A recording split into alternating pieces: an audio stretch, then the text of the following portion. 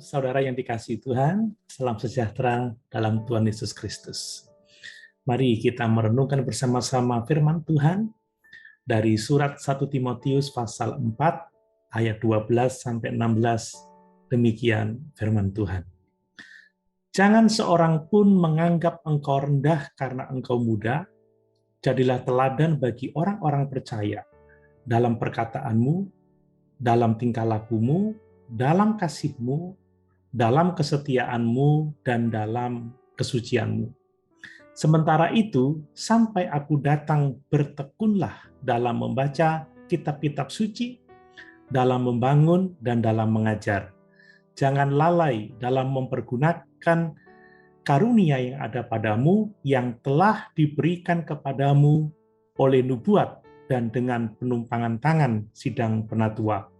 Perhatikanlah semuanya itu, hiduplah di dalamnya, supaya kemajuanmu nyata kepada semua orang.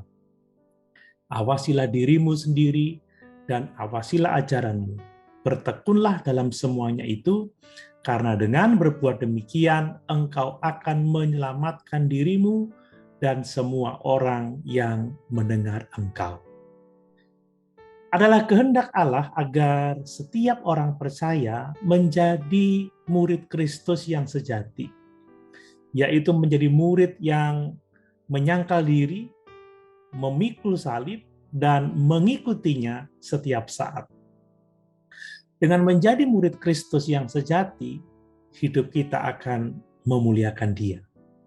Nah, untuk dapat menjadi murid yang sejati, dibutuhkan suatu proses yang cukup panjang. Perhatikanlah bagaimana proses para murid-murid Yesus yang pertama membutuhkan waktu yang cukup panjang sehingga mereka pada akhirnya menjadi seorang murid Tuhan yang sejati. Kita juga dapat melihat proses yang cukup panjang dari Timotius untuk menjadi seorang murid Kristus yang sejati. Dan salah satu proses yang harus dilaluinya adalah melalui encouragement. Encouragement adalah salah satu cara agar seseorang bertumbuh menjadi seorang murid yang sejati.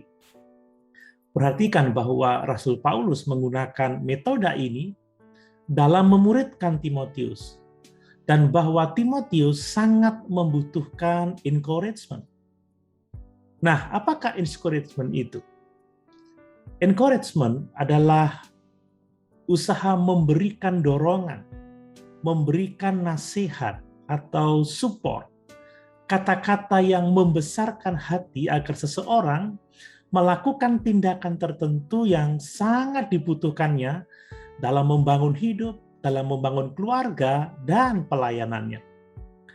Dengan demikian, sebenarnya kita semua memiliki kesempatan yang sangat besar untuk mengencourage seseorang.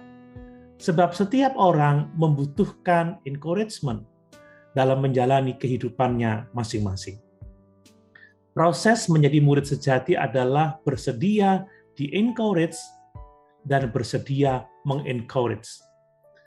Prinsip-prinsip encouragement adalah pertama-tama, kita harus memulai dengan komitmen untuk mengencourage, bukan menghakimi, dan bukan melakukan semua hal yang negatif. Seseorang akan suka bekerja sama dengan kita jika kita selalu memberikan dorongan yang baik, dorongan yang positif. Dan selanjutnya, kita harus menjadi teladan bagi mereka yang kita berikan dorongan. Karena orang tidak suka standar ganda. Jangan sampai kita mendorong orang melakukan sesuatu, sementara kita tidak melakukan itu. Kemudian dalam mengencouragement, maka kita harus memperhatikan talenta, memperhatikan kedewasaan rohani, dan pengalaman hidup mereka.